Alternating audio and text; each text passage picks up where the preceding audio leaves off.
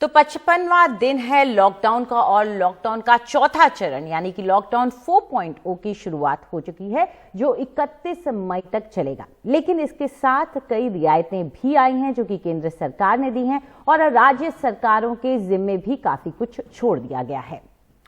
और आज जो लोग सुबह सुबह आए हैं हम लोगों की तरह, मेरे और अंजलि की तरह, और मैं क्योंकि नोएडा से आता हूं, एक बॉर्डर क्रॉस करके आप दिल्ली में आते हैं, तो वहां पर आज थोड़ा जो सख्ती थी उसमें थोड़ी ढील देखने को मिली है। भीड़ थोड़ी ज्यादा थी, वाहन सड़क पे ज्यादा दिखाई दे रहे थे, लोग भी सड़क पे ज्यादा दिखाई दे रहे थे।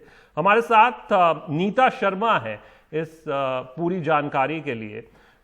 फिलहाल हम नीता का रुख करते हैं, हमारे साथ हिमांशु शेखर भी जुड़ चुके हैं।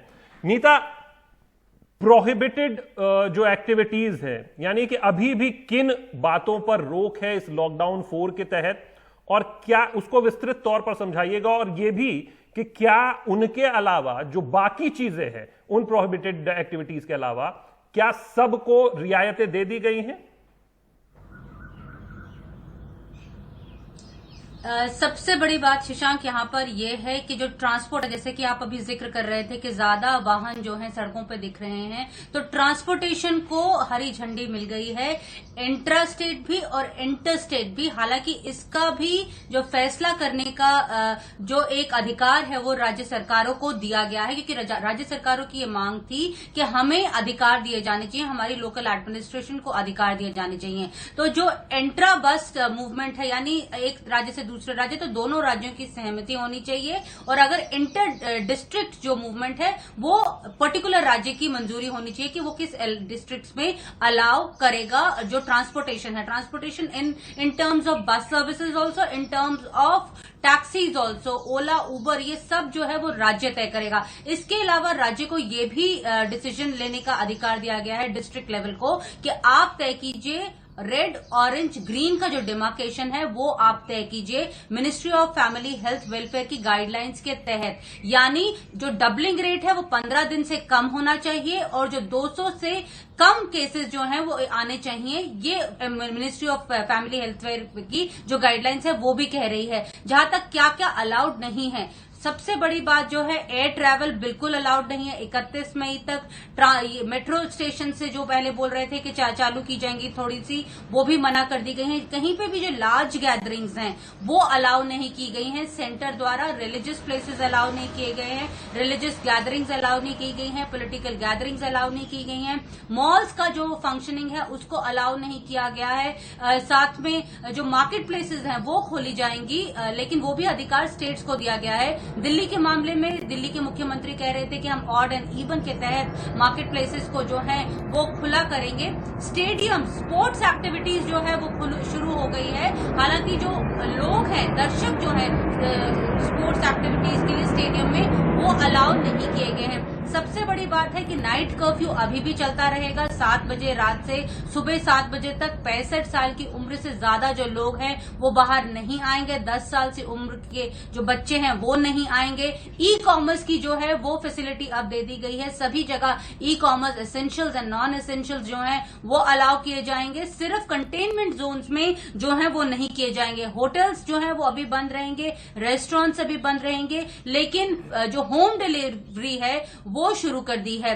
बार्बर्स की अगर हम बात करें, बार्बर्स जो हैं वो भी शुरू किए जा सकते हैं, लेकिन दिल्ली में ये बहुत एक देखने वाली बात होगी क्योंकि खुद जो मंत्री हैं, जो मुख्यमंत्री हैं, उन्होंने कहा था बार्बर्स और सलून जो हैं वो अलाउ नहीं करेंगे, लेकिन सेंटर ने इसका हक जो है वो स्टेट को दे दिया है। साथ में जो टूरिस्ट एक्टिविटीज हैं वो अभी भी बंद हैं टूरिज्म के लिहाज से।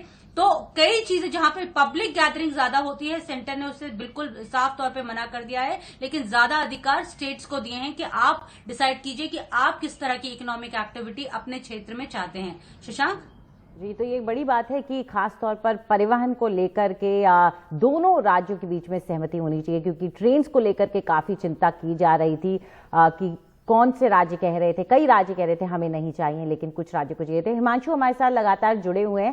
हिमांशु, जो रियायतें इस लॉकडाउन के फेज में दी गई हैं उसका लोगों के निजी जीवन और आर्थिक स्थिति जो है, अर्थव्यवस्था के वापस पटरी पर आने पर कितना असर पड़ेगा? महत्वपूर्ण सवाल है। जो बात शशांक कह रहे थे, मुझे लगता है वो बेहद महत्वपूर्ण है कि ज्यादा गाड़ियां उनको आज दिखी, ज्यादा आसानी से वो नोएडा से दिल्ली आए। और मुझे लगता है कि यही अनुभव पूरे देश में आज लोगों को होगा, क्योंकि देखिए कि पिछले हफ्ते जो 5 आर्थिक पैकेज का ऐलान वित्त मंत्री ने किया है, जो एक बहुत बड़ा मैसेज है देश के लिए कि भारत सरकार अब आर्थिक गतिविधियों को बहुत तेजी से खोलना चाहती है, क्योंकि अर्थव्यवस्था को पटरी पर लाना महत्वपूर्ण होता जा रहा है। क्योंकि जैसे जैसे आर्थिक संकट का दायरा बढ़ रहा है, ज्यादा से ज्यादा लोग इसके दायरे में आ रहे हैं और संकट जो है वो और भयावह होता दिख रहा है। इसलिए आर्थिक गतिविधियां खोली जाए, ये एक प्राथमिकता है। और यही आपको रिफ्लेक्ट कर रहा है जमीन पर कि अब दफ्तर में ज्यादा दफ्तर खोले जा रहे हैं, तो ज्यादा लोग दफ्तर जा सकते हैं, ज्यादा ट्रेडिंग हो रही है, दुकानें खोली जा रही हैं, इंडस्ट्रीज खोले जा रहे हैं। उसको खोलने के लिए जो वर्कर्स हैं उनकी मूवमेंट है, एम्प्लॉयज, स्टाफ, ऑफिशियल्स, भारत सरकार के सभी विभाग को खोल दिया गया है। जितने भी लोग भारत सरकार में काम करते हैं, बहुत सीमित रिस्ट्रिक्शंस हैं, उसके अलावा बाकी सभी को दफ्तर जाने की छूट है। तो एक बड़े स्तर पर जो आर्थिक गतिविधि को खोलने का एक सैद्धांतिक फैसला प्रधानमंत्री मोदी ने लिया है। अब इस लॉकडाउन के जरिए आपको दिख रहा है कि हर लॉकडाउन के बाद कुछ ज्यादा गाड़ियां सड़कों पर नजर आई हैं। और प्रधानमंत्री शुरू से ये चाहते थे कि ग्रेडेड तरीके से जो पब्लिक लाइफ है उसको खोला जाए, अर्थव्यवस्था को खोला जाए। और चौथे लॉकडाउन के बाद अब बहुत कम रिस्ट्रिक्शंस रह गई है। मुझे याद है सोशल मीडिया पर ये भी कुछ लोग चर्चा कर रहे थे कि अगर लॉकडाउन किस चीज का है अब, क्योंकि अगर आपके पास बड़े शहरों में विशेषकर अगर पूरी छूट दे दी गई है, मूवमेंट की, दफ्तर को खोलने की इजाजत दे दी गई है, तो बहुत ही सीमित जो रिस्ट्रिक्शंस हैं, विशेषकर जिसका जिक्र बहुत विस्तार से अभिनेता ने किया कि जहां भी गैदरिंग की एक संभावना बनती है, उसको छोड़कर बाकी इलाकों को खोलने की तैयारी। Inter state movement of buses बहुत महत्वपूर्ण है। देखिए, एक शिकायत ये रही है ट्रेडर्स की विशेष तौर पर कि हमारा सप्लाई चेन चरमरा चुका है, हमारे लोग, हमारा सामान का जो मूवमेंट है वो एक राज्य से दूसरे राज्य हम नहीं ले जा पा रहे हैं।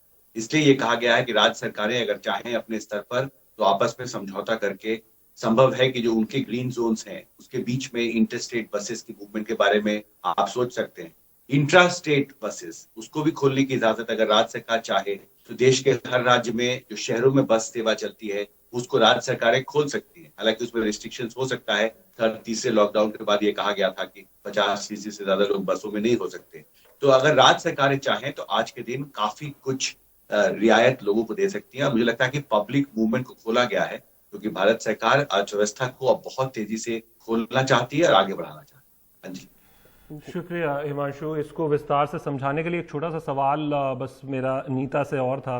नीता, ये जिस तरीके से हिमांशु समझा रहे थे और जैसा कि अभी मेरा पहला सवाल भी था कि जो प्रोहिबिटेड एक्टिविटीज़ नहीं हैं उनके अलावा क्या सभी को अनुमति मिलेगी, चाहे फेज्ड मैनर में चाहे पूरी तरह से?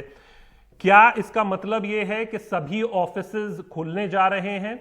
और अगर ऐसा है तो फिर तो पब्लिक ट्रांसपोर्ट की जरूरत पड़ेगी, फिर मेट्रोज की जरूरत भी पड़ेगी। क्या उसमें कुछ बात कही गई है? वर्क फ्रॉम होम के लिए भी इस गाइडलाइंस में लिखा गया है कि अभी भी इंडिविजुअल्स जो हैं वो वर्क फ्रॉम होम के लिए जो है उनको प्रोत्साहित किया जाए। जो कम लोग हैं वो ऑफिसेज में बुलाए जाएं, ऐसा इस गाइडलाइंस में लिखा हुआ है। साथ में ये भी लिखा हुआ है, आरोग्य सेतु ऐप के बारे में लिखा हुआ है। हमने देखा है कि लगातार इवन जो department of personal and training है, अभी कुछ दिन पहले ही उसने सरकारी कर्मचारियों के लिए भी वर्क फ्रॉम होम की गाइडलाइंस, डूज एंड डोंट्स जो हैं वो निकाले हैं, जो मई 30 से जो है वो लागू किए जाएंगे। तो इसलिए सरकार अभी नहीं चाहती कि ज्यादा लोग इवन सरकारी दफ्तरों में आए। अभी भी जो अटेंडेंस है 33% लेके चल रहे हैं, वो कह रहे हैं कि 33% ही आप ऑफिसेज में आइए। प्राइवेट ऑफिसेज में भी यही है कि आप 33% रखिए। ये एक सुझाव है सरकार की तरफ से कि आप ज्यादा से ज्यादा लोगों को इनकरेज कीजिए कि वर्क फ्रॉम होम करें। सुशांत।